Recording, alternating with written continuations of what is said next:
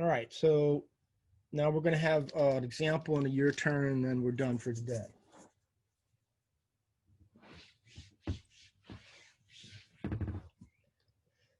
All right, so you want to find the x and y intercepts. So that means you replace the other variable with 0. And I went ahead and pointed out that with coordinate pairs, you replace the other variable with 0, and that's how you find the x and y intercepts. Okay, so if we want to find the x-intercept, that means we're going to replace the y with 0. So we would have 3 times 0 plus 3x equals 17. Okay, now keep in mind, this means 3 times 0. So 0 is not a number that we can add to anything. So that's why I just brought down 3x. And people sometimes they don't think about this as a multiplication, so they think they got to do something with that 3. Remember, that means 3 times 0. All right, so now we divide by 3. And so now we have the x value when the y was 0. And so we write that as coordinates. That's the x-intercept.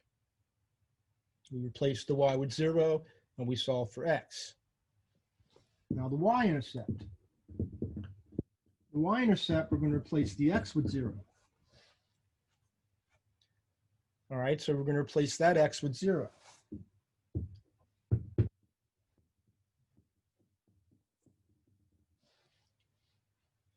Okay?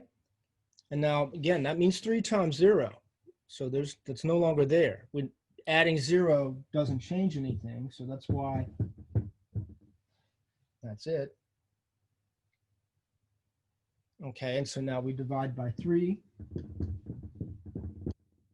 All right, and so now we have this pair of coordinates. Now, they just so happen to be the same because these two numbers are the same. I might have miscopied the problem, but okay.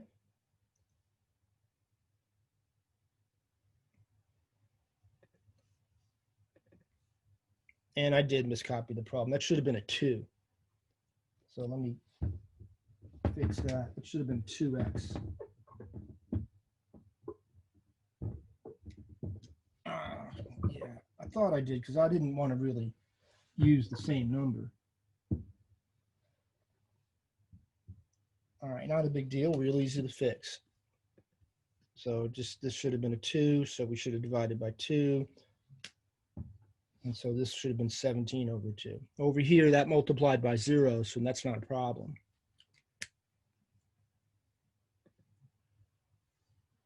All right, so here's your turn. You got 2 of them. And then you want to shoot your chat, I'll tell you if you got the right answer.